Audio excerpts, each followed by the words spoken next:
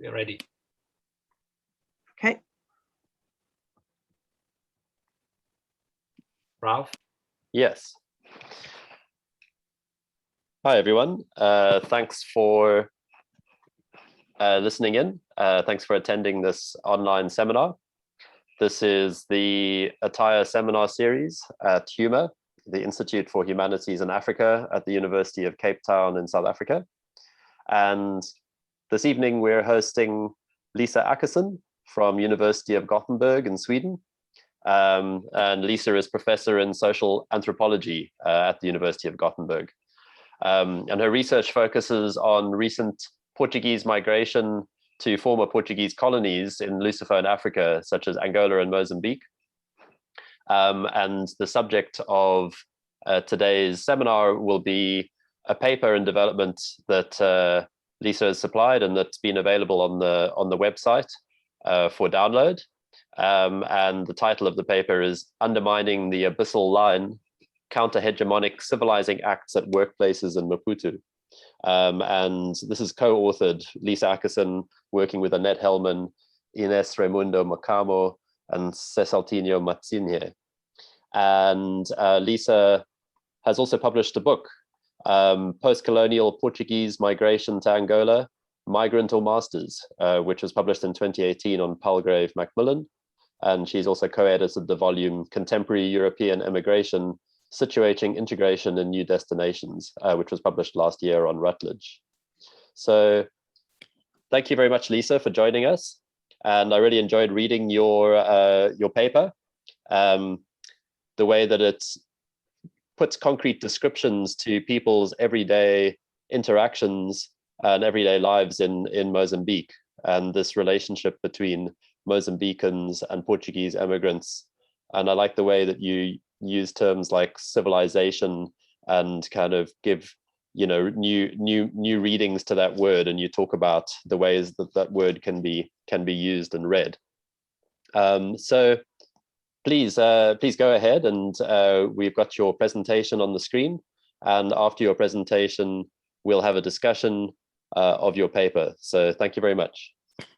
Okay, thank you, Ralph, and thank you for hosting me or inviting me. It's really a pleasure to be able to participate at this seminar and to be digitally in Southern Africa when it's not possible to be there in person. So I'm very happy to be with you. And I've been working on, as you said, Ralph, the Portuguese migration to Angola and Mozambique for a couple of years. And my source of inspiration was actually when I passed by the Angolan consulate in Lisbon in 2012, in July. It was a very hot day, and I saw a long queue of white people, white middle-class Portuguese, standing in front of the consulate and praying to God that they would get a visa. And I thought, this is the new world. This is something new that's happening. So I jumped off the bus and talked to some of them. And after that, I have developed a couple of different projects on the recent Portuguese migration to the former colonies. I should just say that my area of anthropological or ethnographic specialization is neither Angola nor Mozambique, but Cape Verde. So it was quite new to me to start to work in Angola and Mozambique. Okay, and as you said, this is a co-authored article, and I thought that Ines maybe should be here today. Maybe she will join us later. I've written most part of it, but it's really a teamwork that lies behind the article. And I will present the article now, but I will also do a little detour, as most of you maybe have read the article, and talk a little bit about the differences in the integration of the Portuguese in Maputo and Luanda. Compare these two cases. It might be of regional interest to you to see that there are huge differences in how the Portuguese are integrated in these two capitals. And lastly, I will bring up questions about, with regard to what we are thinking that we should do with the article now, what we need to do in order to revise it. And I'm very much looking forward to your comments on what to do, how to develop the article. What is, I can't go to the second. What is this?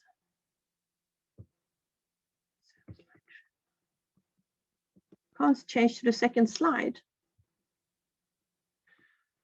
Oh. Perhaps Are you able to use your arrow keys? Yes.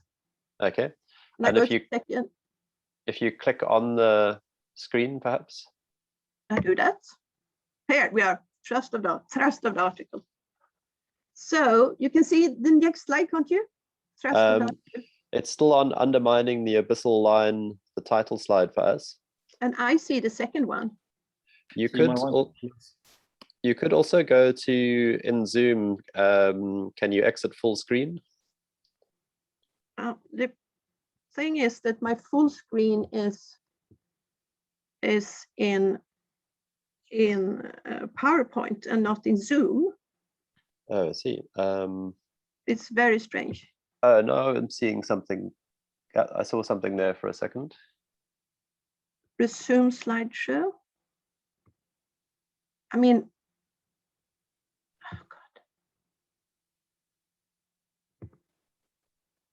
If I try to close the slideshow. Yeah, maybe if you use escape on one or the other. Yeah. Or both.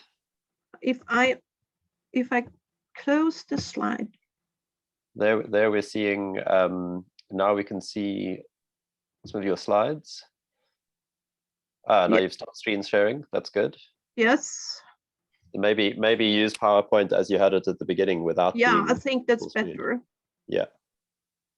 No worries. Every session there's some technical challenge. Yeah, I know, and it's always a bit.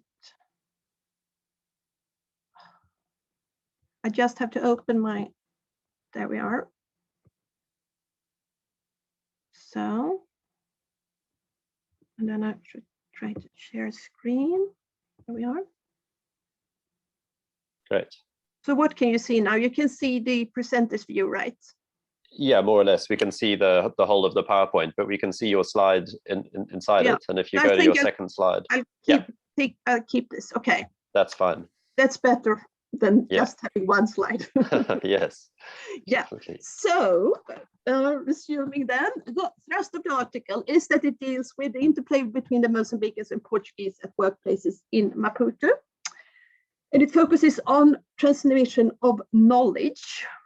And we are trying to, we're discussing the term counter-hegemonic civilizing acts. And I will come back to that, of course, in my presentation. And we see this concept of this phrase, counter-hegemonic civilizing act, as a contribution to decolonial theory and to an emerging post-abyssal field of knowledge.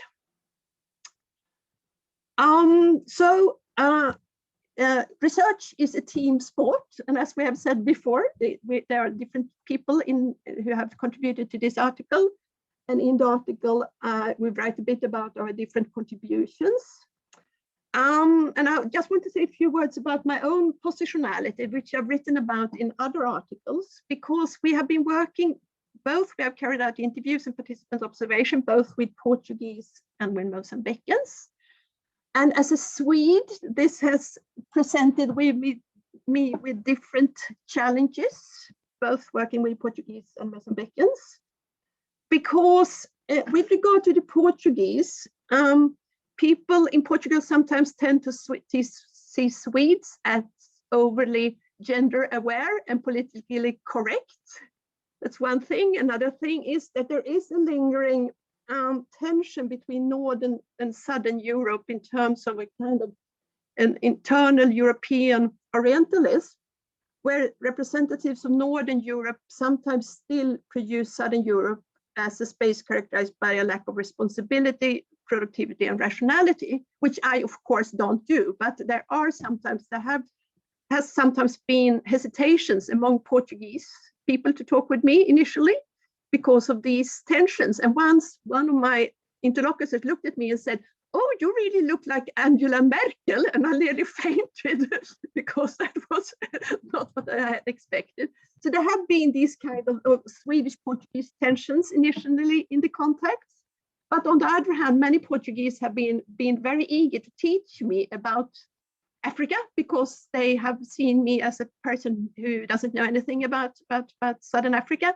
So they have been teaching me about Mozambique and Mozambicans in their way. And this kind of knowledge and teachings has of course, given me a lot of material. And also with regard to Mozambicans, they have sometimes, they also see me as another kind of European, not Portuguese, but of course white. So sometimes they have been afraid of talking to me because they have been afraid that I should talk with their bosses about what they tell me. But sometimes they have seen me as someone who is not a Portuguese. And then they have been very open in talking with me. And especially when I work with Cesaltina Mazzini, who has been my assistant in the project. So I just wanted to mention that there have been very many interesting different kinds of positionalities involved in this project. We have altogether done about 70 interviews, and we were happy to be able to carry out them before 2020. So we carried out interviews in 2018 and 19. And we have interviewed 35 persons who identified as Mozambicans, 30 who identified as Portuguese, and a couple who identified as mixed. And we have also carried out participant observation. With regard to the Portuguese in Maputo, there are different categories of people. There are 4 broad categories, I would say. There are the total newcomers who never have been there before and who came after 2008. There are the newcomers, but who have a family history related to Mozambique, so they have heard about Mozambique. They have parents or other relatives who have lived in Mozambique. And there are the returnees who have lived in Portugal or South Africa or maybe Brazil during the Civil War and then returned. And there are those who never have left the country. And these categories of people are of course, have very different trajectories. And many of the Portuguese run small or medium-sized enterprises in construction, transport, and hospitality and agriculture. And it's very clear that at workplaces, colonial structures have been transformed into post-colonial hierarchies. The Portuguese often acts as bosses and managers, and they have hegemonic positions. So there are very strong continuities between the colonial and the post-colonial period when it comes to organization of work life. I don't know if any one of you have been to either Maputo or Luanda. So it's Luanda to the left and Maputo to the right. And from a distance, these two cities for a long distance, these two cities look quite similar, but they are very, very different. Luanda, as you know, is enormous, 8 million inhabitants, sprawling city. Maputo is a bit smaller. And when it comes to the Portuguese, there have been many more Portuguese in Luanda than in Maputo. Around 2015, there were about 150,000 Portuguese in Angola and only 25,000 in Mozambique. So the Portuguese presence in Luanda has been much stronger than in Maputo. And I have chosen in another article I've written to describe the incorporation or the integration of the Portuguese in Luanda as characterized by tendencies of hybridity, whereas I described their integration in Maputo as characterized by tendencies of hegemony. And hybridity terms comes from the post-colonial theorist Homi Bhabha, and he describes the colonial encounter not as a process of cultural assimilation, but as a process of hybridization, stressing the mutual constitution of the identities of the ex-colonized and the ex-colonizer.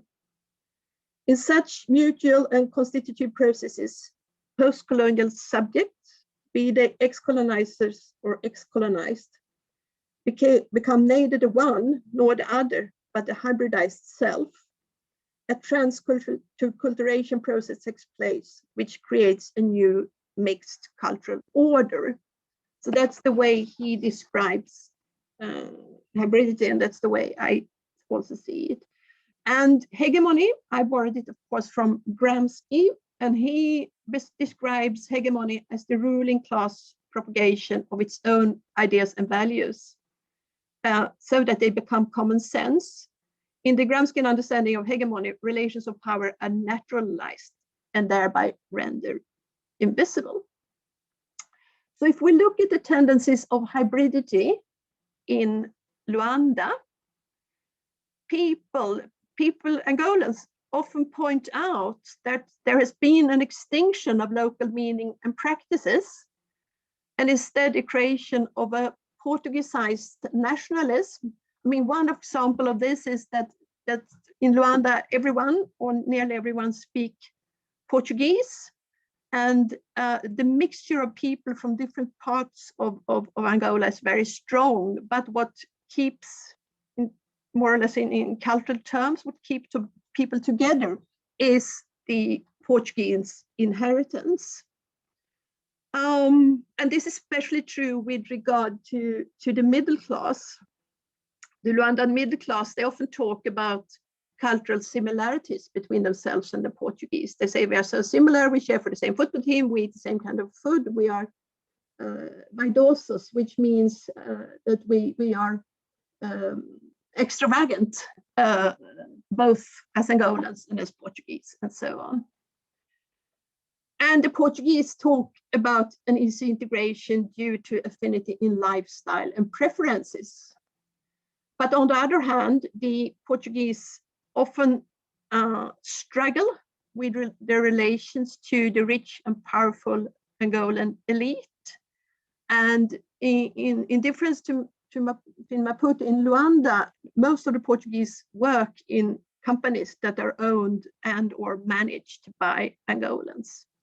So between the Luandan middle class and the Portuguese, there is, I would say, an ambivalent but strong feeling of recognition.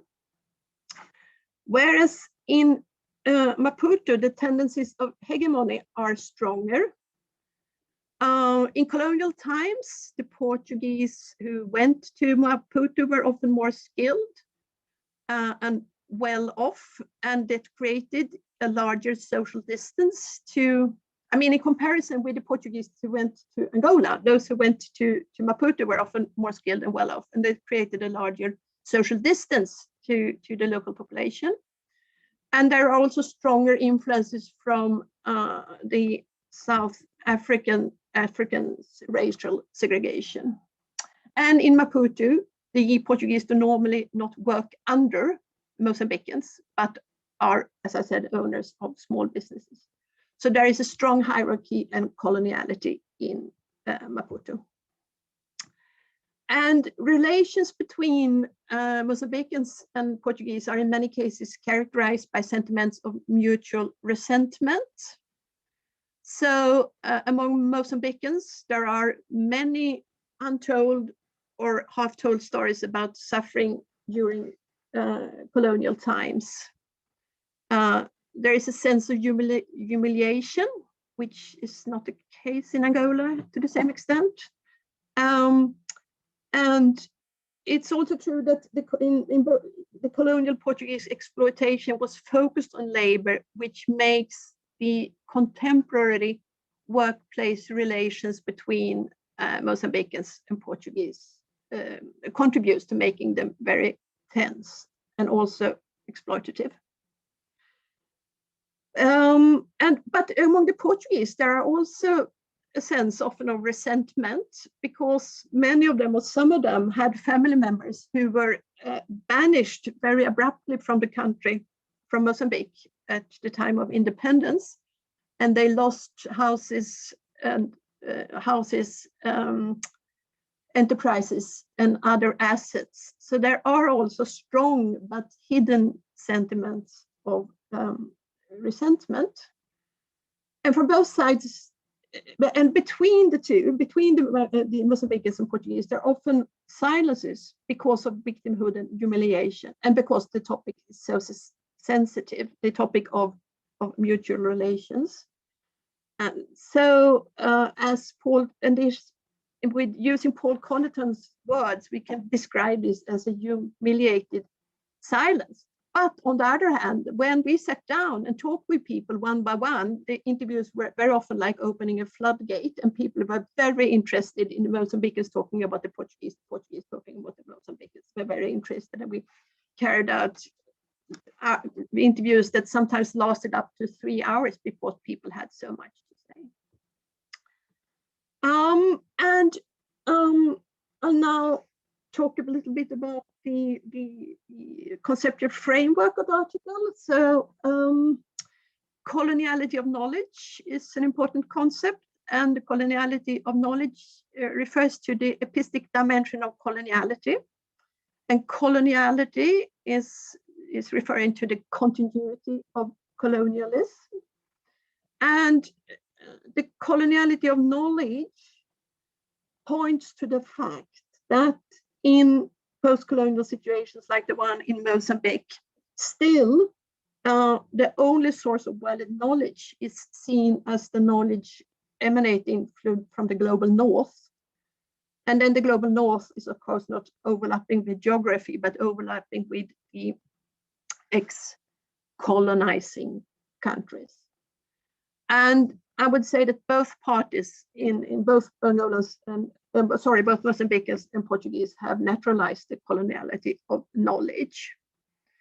So the coloniality of knowledge, when played out in Maputo, means that both parties perceive transmission of knowledge as unidirectional, and the Portuguese quite often have an educational and paternalistic attitude, and they see it as that it's their role to teach and lead the Mozambicans.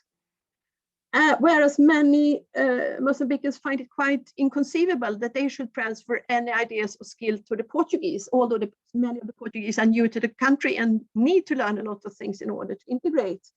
So when we asked Mozambicans, but what have you taught the Portuguese? So what kind of ideas or insights have you transferred to them? Many people from the beginning really didn't understand what we were asking about, because it was so foreign to them that they should teach, that they should transfer anything of value to the Portuguese. And that was, of course, very disturbing to see. Another concept is the abyssal line, which comes from the Portuguese sociologist Boaventura Sousa Santos. And according to him, the epistemological division between the global north and the global south is absolute and abyssal. And abyssal thinking leads to a radical negation and absence of the other, on the other side of the line. There is no equivalence and no reciprocity. And this quote from a male Portuguese entrepreneur, I think, illustrates the abyssal line quite well. I've not used it in this article, but in another article. And he said that it's necessary to say this, when he talks about Mozambicans, he says, it's necessary to say the same things every day and every hour. They are disinterested in life. They work just because somebody has told them that they have to work. They don't work properly. They have no ambitions. This is because they know that tomorrow they may die, either because they are assaulted or in a traffic accident or by AIDS. Basic persons in terms of cultural education, but that there are, of course, some who are better than the average. So, I mean, this, I think, makes it clear that the Mozambicans are racialized subjects that are constituted in a totally different way by some of the Portuguese, an anonymous collective that is both discardable and threatening. So there is no equivalence and reciprocity in many cases, I would add.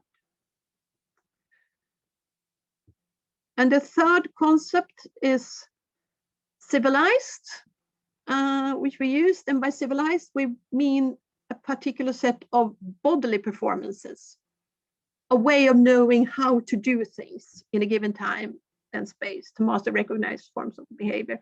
And when I looked for an image to illustrate this slide, I found this one on the internet game Civilization, which my son plays, and there was one Civilization 6 is about a Portugal pack, and I thought that was quite funny. So the empirical question we ask is, what kind of civil capacities do the Mozambicans try to impart to the Portuguese they meet at workplaces? And the first one, there are three of them. The first one has to do with avoiding palavrões or foul language. And besides low salaries, bad language was the most common complaint among Mozambicans when they talked about the Portuguese. They felt very insulted by the Portuguese bad language, and they saw it as breaking with their moral and social order. And in terms of counter-hegemonic acts, there were some of the Mozambicans, men and women we met, who confronted Portuguese colleagues and superiors using the bad language and tried to correct them. Nearly everyone we interviewed among the Mozambicans talked about the bad language and talked about wanting to tell their bosses and managers they should not use this kind of language, but fewer actually dared to do that. So that is one kind of civilized behavior that the Mozambicans very discreetly and carefully tries to transmit to the Portuguese. Another has to do with facing sickness and death in a civilized way, to care for the sick and to attend funerals, not only for the closest family and friends, but also for people in a wider networks is very important in Mozambique as in many other African countries. And it is an important part of the Mozambican civilizing mission in relation to the Portuguese, to try to make them pay more attention to people who are ill, to try to tell the Portuguese bosses and managers that we as human beings, we have to go to the funerals of those around us. And there are many conflicts in Portuguese-owned companies regarding attendance at funerals. Yes, so this is just another component of the counter-hegemonic civilizing acts, when people try to make the Portuguese treat illness and death in another way. And our third and last example has to do with civic integration to follow laws and regulations.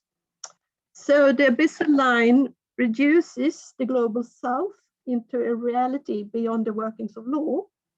Thus, to many of the Portuguese, Mozambican labor legislation, for instance, is irrelevant, especially when it does not follow the colonial model. And HR assistants at Portuguese companies are often Mozambican, and they often fight a lot to try to make their bosses follow national laws and regulations.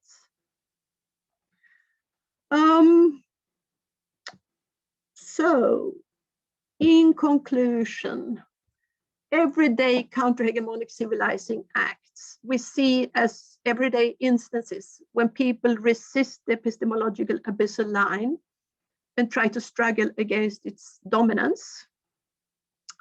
And these acts are not tools, they're not shaped with the objective of conscious resistance, but they're rather signs of shifts that in the long run may undermine the abyssal line. So they're everyday acts of trying to act against the Portuguese hegemony, but they are not, I mean, people do not talk about them as a struggle, as conscious resistance, but rather as something that goes on in everyday life. And I think that this might also, we might develop this a bit in an article, because in decolonial theory, we tend to talk about resistance as very conscious acts of struggle, whereas what we have seen in Mozambique is really rather quite low-key acts of counter-hegemonic practices. And in our material, these counter-hegemonic acts are instances when Mozambican workers try to teach civilized behavior to Portuguese they meet at workplaces. And they are counter-hegemonic as they move the claim of being civilized from the northern to the southern side of the abyssal line. So in these cases, it's the Mozambicans who try to civilize. It's the ex-colonized who try to civilize the ex-colonizers. And here, the last slide here is about what we are thinking of, how we are thinking about developing the article. I haven't worked with it for a couple of months, and I went back to it. And I think that we need to add more on historical relations of labor in Lusophone Southern Africa. There is a large literature, and we have just included 1 or 2 texts this far. So that's one thing we are thinking about doing. Another thing is to develop the discussion on civilizing, because our interlocutors rather talked about the Portuguese falta de educação, which means lack of education. They didn't use the concept of civilizing. So if we are going to keep it in an article, I think we have to make clear that this is our concept and not our interlocutors' concept, and we have to explain why we still want to use it in a maybe clearer way than we do now. We can maybe also link it to, there's a big body of literature on resistance in Southern Africa by the Comoros, for instance. Maybe we need to link up with that literature as well. I'm not sure. And then lastly, we should, I think, better underline the lack of recognition, that the counter-hegemonic acts are not recognized by the Portuguese mostly. And what does that imply for the undermining of the abyssal line? Is it possible to talk about the one-sided undermining from the Mozambican side, or does the lack of recognition imply that the abyssal line is not undermined at all? So that was what I was going to say. Thank you very much, Lisa. That was great. Thanks for stepping us through your paper. Yeah, I was interested, as I said at the start, with your sort of use of the word civilization, in which you talk about its background as, you know, perhaps being used to apply to one group, you know, or industrialized, you know, countries and so on as being civilized, but you turn that meaning around and locate it within practices that are appropriate to certain groups and norms. That was very, very interesting. And also you describe at least moments of mutual recognition in some of the examples you give in your paper, where Mozambicans talk to their employers and point out the inappropriateness of their behavior, and they sometimes get apologies from their employers, and they get a sense of understanding of where each side is coming from. So that kind of mutuality maybe is also bridging the abyss, even if it's in small moments. Yeah, and I just wanted to pick out one phrase, and we'll go to the rest of the group for discussion, but just to see that there's one phrase I really liked that you used. You said, while theoretical knowledge appropriates reality, ways of knowing embody reality. And you use that as a way of talking about the difference between theoretical knowledge and ways of knowing. And you talk about, I think you locate ways of knowing as being from the Mozambican side, I think, talking back to the hegemony, acting against hegemony. So please, yeah, let's proceed from here. If you'd like to respond to anything that I've said, I'll take questions. I would like to ask you something. If you think it's convincing that we are saying that these are civilizing acts, I mean, because the concept of civilization is something, as I said, it's not something that our interlocutors use, but it's a concept that we use. Yeah. And is it? Do you find it persuading? Does it work? Well, I think it's provocative. I think it's wordplay. And I see Divine's asking which civilization, which I guess is using civilization in terms of the way that your son's computer game is. I'm not sure if it's a board game or a computer game, but I know the one, Civilization. It's a computer game. Computer game, yeah. So I mean, that's locating it within particular groups, yes. And it's a civilization. You know, the yes. Portuguese or Babylonian or. But you take the word and you dislocate it, and you mean about, in a sense, it's about educating someone into a context. So in that context, someone from an industrialized nation could be civilized into a less industrialized society by learning the ropes in that group. So I think it's a provocative use, but I wanted to locate it just briefly within the example you gave of going to funerals, and about how that came up against ideas of productivity. So that for me is really profound, is this idea of questioning productivity as being the point of life or society. So the Mozambicans were really holding up this idea that much more important than work is social connection and your responsibilities to others and taking care of the sick. So is that more civilized? Is that more civilized to be more attuned to the needs of others? Or is it more civilized to be focused on productivity and work? So I think it's, that word sort of turns around a lot of ideas. Yeah, I think that when we talk about civilization, we do not refer to civilizations in the sense of the computer game, or we rather refer to being civilized, which means understanding and follow moral and social order. And these kind of orders may, of course, vary between different parts of the world. They're culturally varied, but they are all related to human moral values, things that people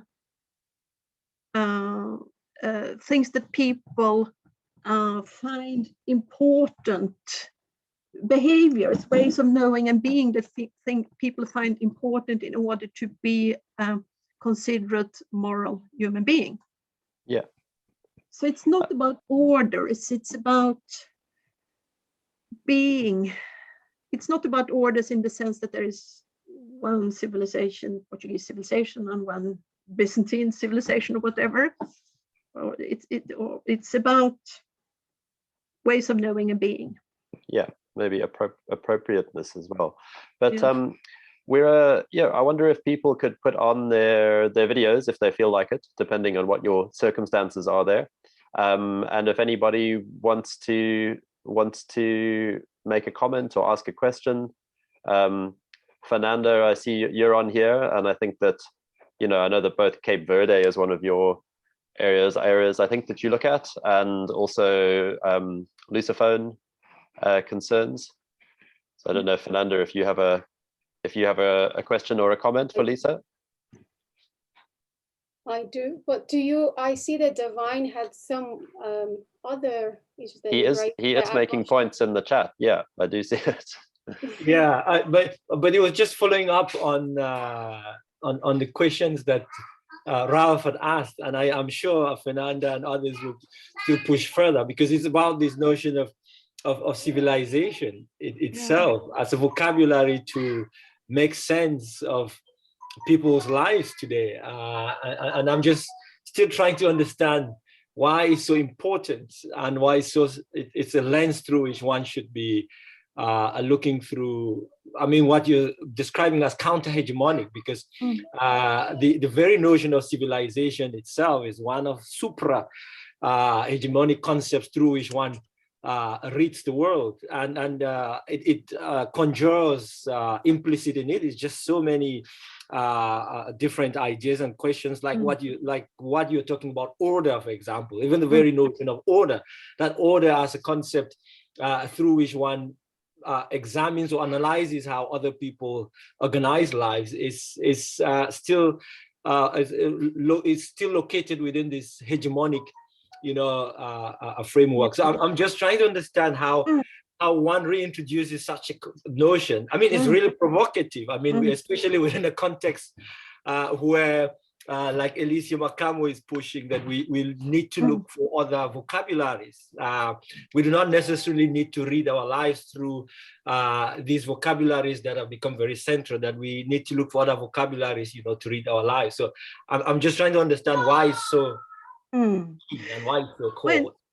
But when you say it's provocative, I can understand this in two ways. I mean, what we try to do is to be provocative, to use the concept of civilization. Of course, I mean, looking back at the idea of the European civilizing mission and so on, but then turning it on its head and demonstrating that there are counter-hegemonic practices going on which fundamentally question these ideas about the European civilizing mission and so on, and which to our mind do it in a very strong and fundamental way, as it has to do with language, it has to do with death, it has to do with social relations, it has to do with obeying laws and so on.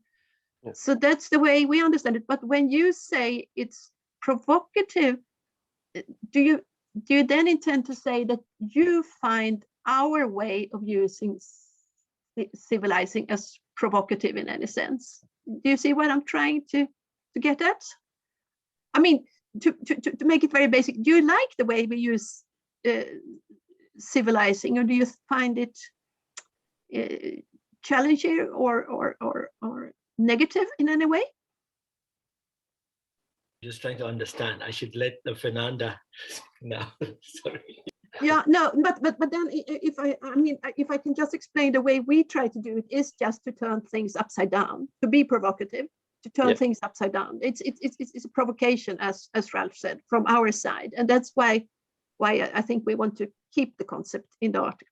Yeah, and when you say turn things upside down, it's exactly the phrase that I'm thinking of, which is from situationist art, which is détournement. And I'm sure our French speakers will say it better than me, but it's to turn something around. It's to change the meaning of a symbol. So détournement is a classic situationist art technique where you take a word or a symbol of power and you appropriate it and you reverse its meaning.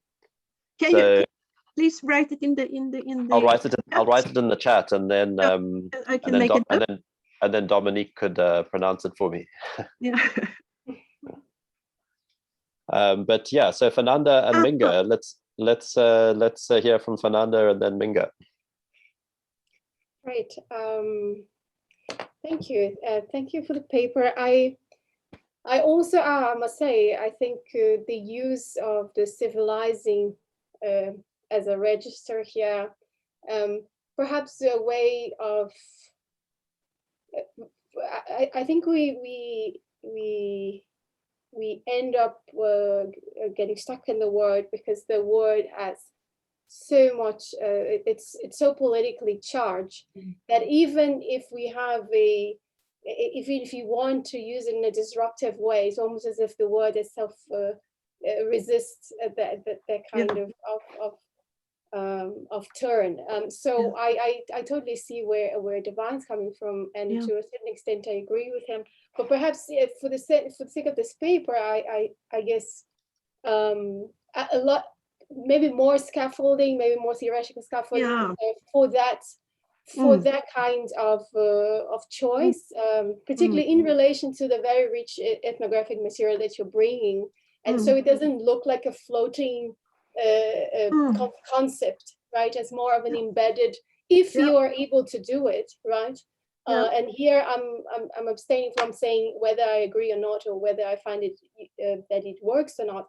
But I think, as with any concept whatsoever, should work in the paper or with the material or the evidence that you are taking here, and so that could lead the paper to a different direction even. But that's going to be obviously on you. So I have two very brief questions to the paper, and the first one has to do with the language, the use of language, and I thought quite interesting how you pose the language as a barrier rather than something that brings people together. Particularly, like I'm coming from Brazil, and there's always this kind of idea that Portuguese connects us in a Lusophone world, and what you bring here is that Portuguese, even within the language, you have different kinds of barrier, and I find it useful and interesting. But I wonder if we can push it a little further, and there are more ordinary ways in which one can think of language as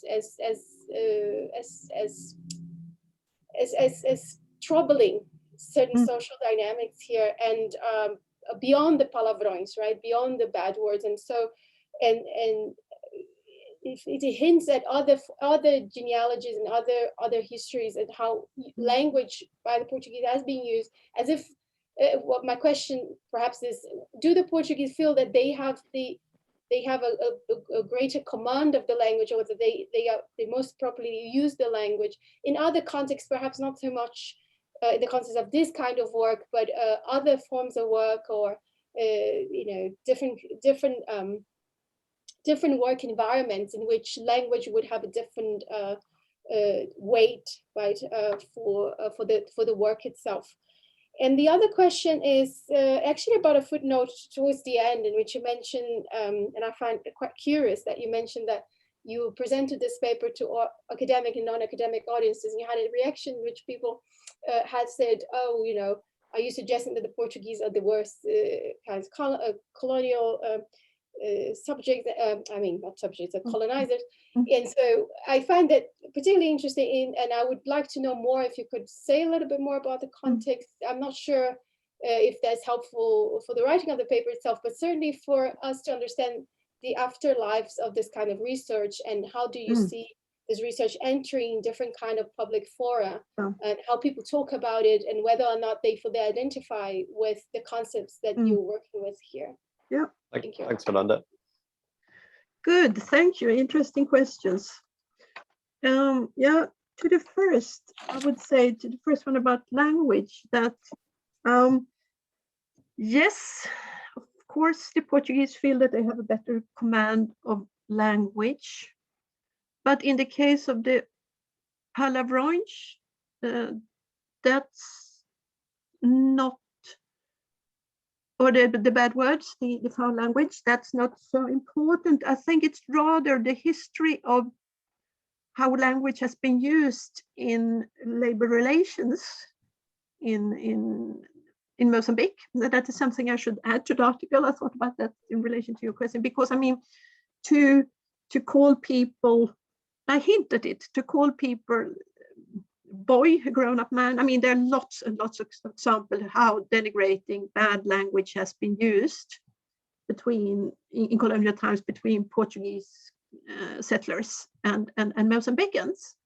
And Mozambicans interpret the bad language as a colonial continuity, as if the Portuguese still believe that they are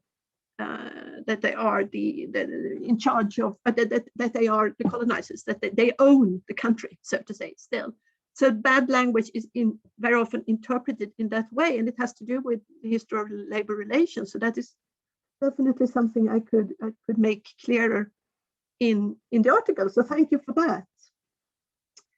And the other question is, public reactions. I'm not sure if you remember one of the first slides, there was a poster of Ines and me where we were, and it's a poster of a presentation we made to the Portuguese in Maputo about our work.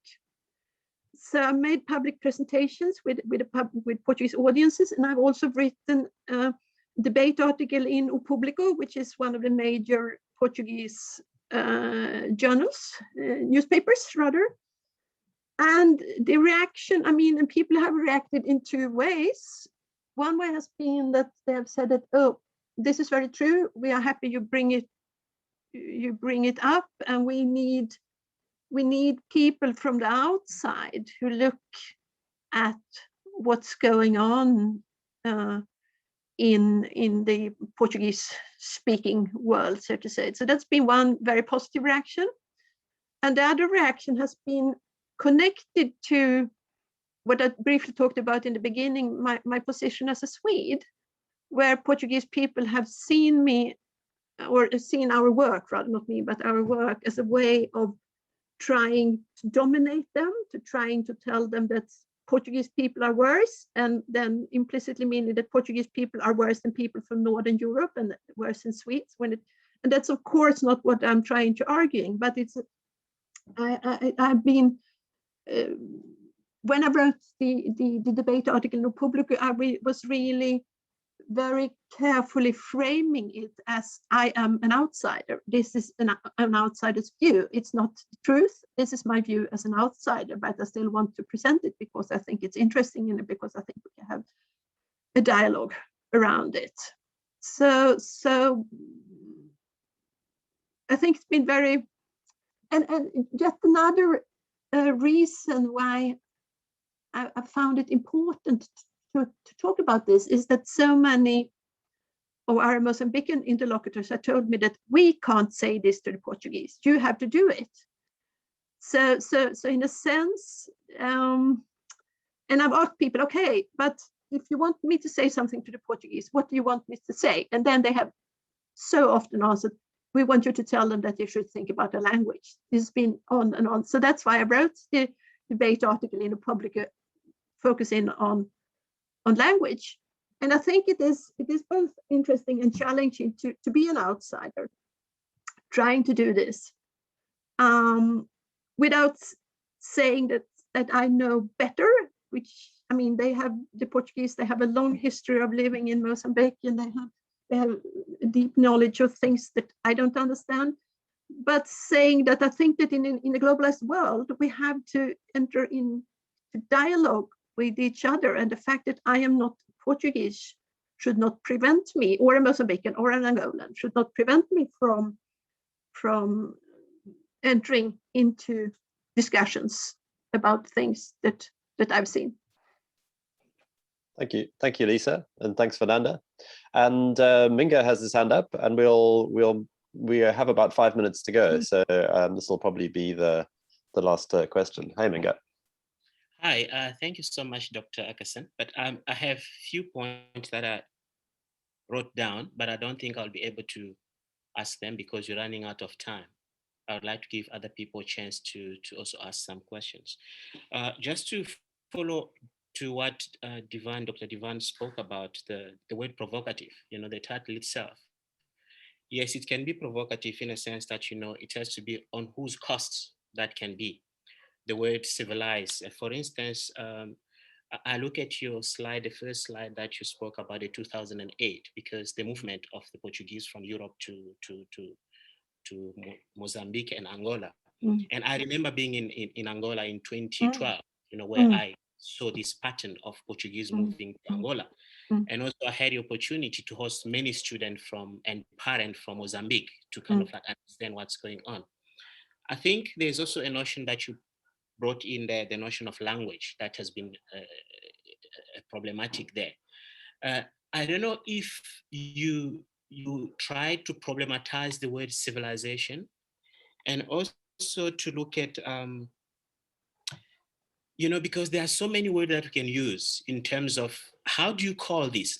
Are we calling, because I see you locate this book within the patriarchal system, you say it is a patriarchal system that, you mentioned something like that. Is it maybe running away from using the word white supremacist, in terms of how the language get spoken, and also the issue of transmission of knowledge? How do you see that? Who's transmitting knowledge to who? And also the I don't know what slide is that. I didn't make note of it. When you say facing sickness and death in civilized way. So those are kind of like problematic way. what do we mean by when we say we're facing death? Is there such thing like facing some death in a civilized way? I have so much, but I just kind of like speaking in pieces here and there to kind of like beat the time, but I'm going to stop there. And yeah, thank you. Yeah, thanks, Minga. If I could just comment, Lisa will take it, but just as a quick comment, within the paper, Lisa definitely does problematize the word civilization. Yeah. Okay. Yeah, I think I do that. Yeah, I mean, the question of who is transmitting knowledge to whom, I would say that I think, or I'm quite sure that the paper focuses on transmission of knowledge from the Mozambicans to the Portuguese. And that's really what we try to underline, that they are trying to transmit important knowledge to the Portuguese in terms of language use and facing death and illness and so on. So that's what we try. That's what we actually are doing in the paper. And the concept of white supremacists, yes, they act as white supremacists in some ways, but it's not being an anthropologist. It's, yeah, I mean, I could of course use the concept, but what this discussion really has given me is that we even better have to try to define the concept of civilization, and saying that from the Mozambican side, it's them who stand for civilized behavior, and they're trying to transmit it to the Portuguese, although they are behaving in a hegemonic way. I don't know if Minga, if you want to comment on that, or no, it's clear. It's clear. The only thing that I forgot is just the role of the state. What is the role of the state in these? What is the role? Sorry, what is the role? The role of the state. The role of the state, the country itself. You know, because these are not happening in a vacuum. What is the role of the state itself? You know, like the government, the Angolan government and the Mozambican government. Is there anything that they're trying to do in order for, you know, because this is an economic work, you know? I mean, that could be the subject of another paper, because they have, for instance, they deported a lot of Portuguese people, or not a lot, but they have deported Portuguese people who behaved in bad ways. So the state is on one hand sometimes trying to do something, but on the other hand, I mean, they are happy about the Portuguese coming and investing and setting up enterprises and giving work or providing work and so on. So it's, the role of the state is quite double, quite ambiguous. But that's, I guess, I could write another paper about that. Yeah. Thank you, Lisa. And I'm just going to read in closing just 2 sentences from your paper that just refer to this. So you refer to Elias, and I don't know who these writers, but so I'm going to, but they're in your paper and the references are in your paper. But you say Elias has been criticized for reflecting an evolutionist, Europe-centered view in his discussions of civilizing processes. However, Gilliam and Gulov argue that in Elias's work, civilization refers to culturally specific norms of proper and cultivated behavior, which evolve through changing power relations and processes of integration between social groups, yet contribute to cultural distinctions and social hierarchies. So there's an indication there that you're grappling in your paper with both the way in which civilization is being heard here as a word, which refers to a specific, very troubled application of that word. And then you're also pointing to the way that that word gets contested. So, yeah. I mean, as I said, that's why the word struck me in your paper, because I think it's one of the first times I've heard it used in a way that lifts it out of its, assumed meaning, and that it's otherwise almost a sort of taboo word that you wouldn't hear used. So that's struck me as being kind of fascinating about it. And obviously it is provocative in the sense of the reactions that it causes. And Minga says in the chat, thank you for the presentation, rich and provocative. So Thank you, Mingo, and Fernanda, Divine, and our other participants. And thank you, Lisa, for your presentation and for your response to questions and for the discussion. We really appreciate your time with us. Next week, and our next attire seminar is Eliseo Macamo, who Divine referred to, and he's from Mozambique, but is at University of Basel in African Studies. So that will be next week's attire seminar. So yeah, please come back and participate then as well. That would be great. Thanks everyone. This is the end of another attire seminar. And see you next time. This has been a production by HUMA, the Institute for Humanities in Africa at the University of Cape Town.